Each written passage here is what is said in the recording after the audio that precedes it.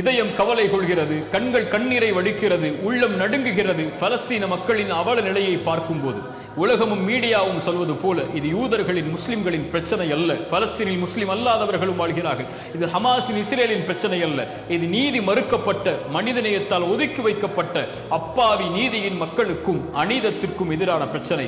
வரலாற்றின் உண்மையின் ஆழத்தை அறிந்தவர்கள் அதை உணர்ந்து கொள்வார்கள். இந்த நேரத்தில் நாம் என்ன செய்வது என்று நீங்கள் கேட்டால், இறைவனுடைய உதவியை கொண்டு வருவதற்காக அவனிடத்தில் பிரார்த்தனை செய்யுங்கள். அவன் உதவி செய்தால் யாரும் மிகைக்க முடியாது, அவன் கைவிட்டால் யாரும் அவனுடைய உதவியை கொண்டு வர முடியாது. ஆனால் வெற்றி என்ன தெரியுமா? கட்டமைப்பு இல்லாத, இராணுவ பலம் இல்லாத, அப்பாவி ஒதுக்கி வைக்கப்பட்ட அந்த நீதியின் மக்கள் அநீதத்திற்கு எதிராக எழுந்து நிற்பதே வெற்றியின் அடையாளம்தான். இறைவனுடைய உதவி விரைவில் வரும். பிரார்த்தனையோடு காத்திருங்கள் அதற்காக.